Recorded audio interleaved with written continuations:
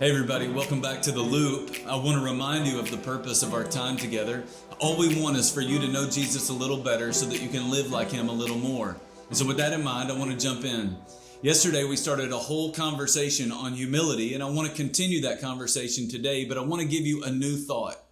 Humility grows when you understand who you are and what purpose your life serves.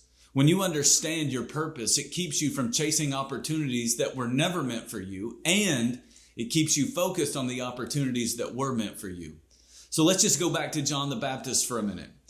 John's life was about preparing the way for Jesus, the Son of God, the Savior of the world. But at one point, people asked John if he was the Savior of the world.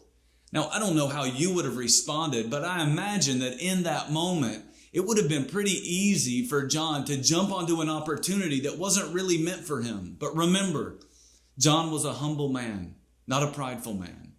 He didn't try to be someone he was not because he understood who he really was and what purpose his life really served. And so let me ask you, what is your life's purpose? You don't get that answer by dreaming big dreams or by admiring other people for what they do or for what they have.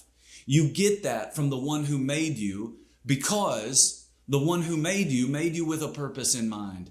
If you don't know your life's purpose, I want you to start by assessing a few things in your life, and I want you to be honest with yourself. First, how have you been gifted? The question is not, what do you wish you could do with your life? The question is, what have you been gifted to do with your life? A few months ago, I was talking with a friend of mine, and he admitted that when he was a younger man, he had always wanted to be a number one guy at his company. But later in his life, he realized that he wasn't a number one guy, but he was a really good number two guy. It's hard for a lot of us to come to that conclusion because a lot of us struggle with pride. So what have you been gifted to do? Second, what are you passionate about? What is it that gets you so fired up you could get out of bed every morning for the rest of your life to address that issue or to fight for that cause? When you start to understand your passion, you will start to understand your purpose.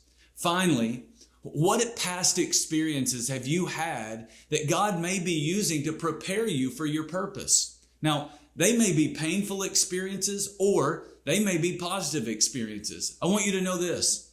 God has the power to redeem both of those in order to lead us toward our life's purpose. Remember, humility grows when you understand who you really are and what purpose your life really serves.